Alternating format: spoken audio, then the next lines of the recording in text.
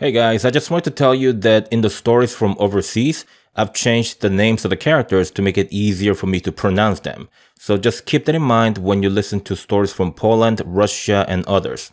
It'll be the same deal for future videos as well. And that's it. Enjoy the video.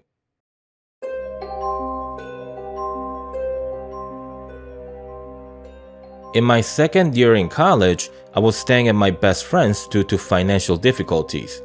Gina was renting a one-bedroom apartment some 5 minutes away from school, and she let me stay with her until I could secure my own place. Tuesday, Wednesday, and Thursdays were my late arrival days. Gina had a boyfriend, a 30-year-old architect, and they liked to get it on after work sometimes. So Gina and we settled for those 3 days out of the week as fudge days, and thus I would come home late. Tuesdays and Wednesdays I had work after school, but Thursdays were painful to find ways to burn the time. I didn't want to spend money unnecessarily, and so my favorite place to hang out was at our school. One day, and this was one of those painful Thursdays, I was at the library and the time was around 5 p.m. I was browsing through Instagram on my phone and I had this weird feeling that someone was watching me. I looked around the library and everyone seemed to be busy doing their own thing. But then I looked outside through the window and there was a man looking at me from maybe 30 yards out. I thought at first I could be mistaken. Maybe he was looking in my general direction, but no, he was definitely eyeing me. I looked at him for a while because normally guys stop looking at you when they realize you've noticed their gaze. But this guy, he didn't give a crap. He had his target sighted and he wasn't about to look away. So I did the next best thing. I looked away and didn't give him the attention he wanted. 5 minutes later, I know for certain he's still looking. I was kind of annoyed by it and therefore I opened the camera app and began taking photos of the creep. It was only then that he had left and it felt so relieving. But anyway, I walked around the campus for a while and went back to the library to burn the last hour before I could go home. When the clock hit 10 p.m., I grabbed my bag and I was headed home. I was outside of the campus area in 2 minutes and walking on Skillman Avenue when a dark figure emerged from a narrow alleyway and bear hugged me from the side. Looking back, I think he wanted to grab me from behind, but he had timed it wrong. In any event, he quickly adjusted his position and in seconds he had his left hand over my mouth and his right arm wrapped around my neck. The creep wasn't even that much bigger than me, but he was so much stronger that I could barely move. The self-defense class I took 6 months ago was a total BS. In real situation against a strong man, you're just not going to be able to free yourself on your own. I was being dragged further into the alleyway and there was nothing that I could do to stop it. Also, the area around the alleyway is a commercial district for like 3-block radius. The offices in that area are vacated by latest 7 and there's literally no one at around 10 p.m. I felt hopeless and terrified. I had never felt so much fear. I tried to scream, scratch him, and grab at the wall to try to stop the creep from dragging me further. We were almost at the end of the alleyway when I heard someone running toward us. Soon, the creep noticed, he let me go and hopped over the wall behind us, stepping over the dumpster. In just seconds, a man came running toward me and told me to call the police. He was going to give chase, but then I quickly grabbed his hand and begged him to stay. I could see the frustration on his face. He really wanted to catch the guy. But I was so scared that I wasn't about to let go of him. He stayed with me until the police arrived. We did the usual thing you do with the police. They asked me if I needed an ambulance. I said no, went to the police station, told them the whole thing, and all the while, my knight in shining armor was there until the end. Of course, he had to give his account to them as well. Josh was the name of the hero, and I was so lucky because by some random chance, he stayed late in his office that particular night. He told me that he opened the windows in his office because the air felt dry, and that's how he was able to hear my muffled scream. Despite the danger, he didn't hesitate to intervene, and that's why I'm able to write this story to you today. As pathetic as it may sound, I was madly in love with Josh at the time. It was not to be, however, as he had a girlfriend at that particular period in his life. I had lunch with him and his girlfriend a few days thereafter, and that was the last time I saw him. I carried a pepper spray for a while, but then my paranoia died down a few months down the line. Today, I feel safe again and feel no residual effect from the horrendous encounter with the creep. I hear I'm lucky. They say some women never get over the experience. It's a terrible thing, so I feel fortunate to be able to live a normal life. I get around places just fine, but then most of the times my husband's next to me, and I suppose that's one additional source of confidence in my life. Everyone, be smart out there. I could have chosen to call my friend and tell her that I wanted to come home early, but I didn't. I could have taken the longer route to where there are more people, but I didn't. When in doubt, always take the safer path. You've got nothing to lose in the long run, so always be safe with the choices you make.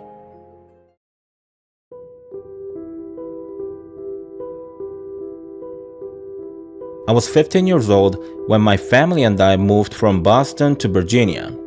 I was obviously new in school and had to make new friends all over again.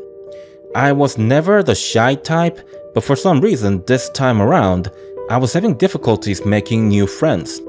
A month after enrolling, I still didn't have people that I would call friends.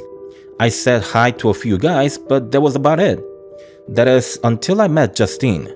She wasn't my girlfriend or anything like that. Justine was genuinely just a friend, a good friend at that too. The first time I said hi to her was during lunch hour. She was in one corner of the large tables we have in the cafeteria. I saw her for a month and she always sat alone.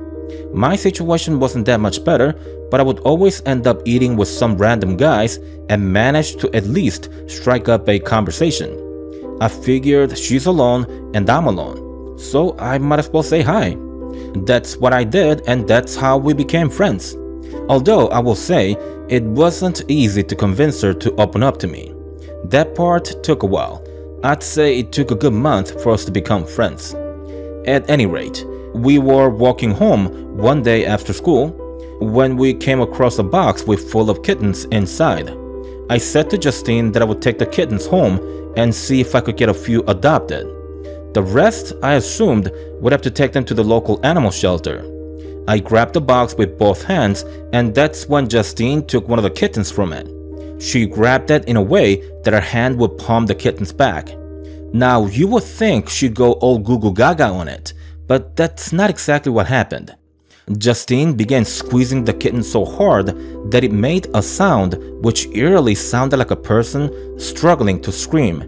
I said to her angrily, "What the hell is wrong with you?" Then proceeded to free the kitten from her hand. She told me that she was sorry, but truth be told, I didn't see any remorse in her eyes. She was so calm and distant, her reaction to what she did, it almost seemed calculated, as if it was as though she knew she had to act guilty and taken aback, but couldn't do it naturally. I didn't unfriend her or treat her differently after that, but suffice it to say, I didn't feel the same way about her as I did when I first met her. More things happened after that, nothing as shocking as the kitten incident, but surely some head-scratchers. I did end up telling her to fudge off one day. There was this one final incident which broke the camel's back.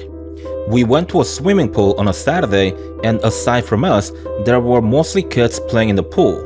It seemed as though a couple of parents had brought a bunch of kids in their neighborhood.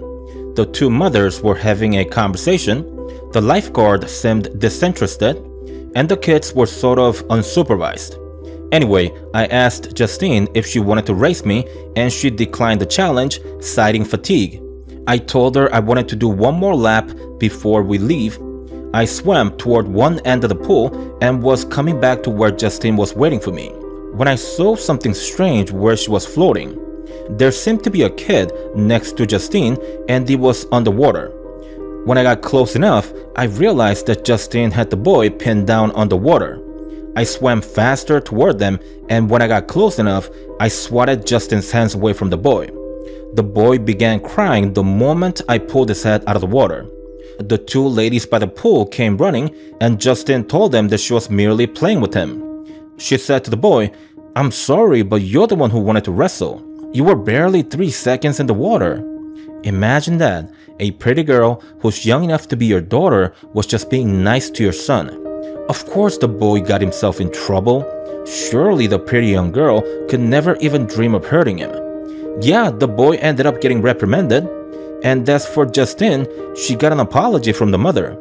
I told my mom about the whole deal, and she suspected of Justine being a sociopath. Mom told me not to judge her too quickly though, and she actually bothered to meet up with Justine's parents for a discussion.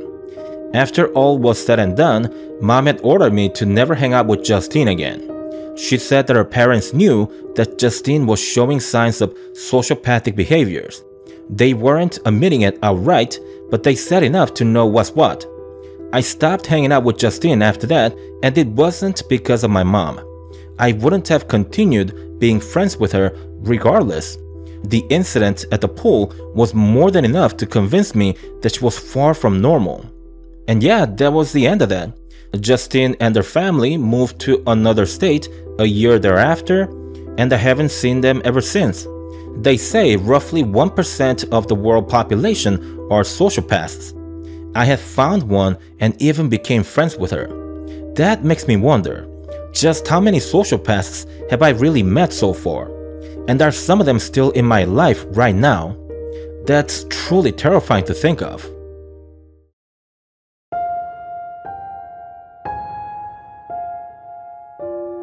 I lived in a student housing during the first 2 years in college.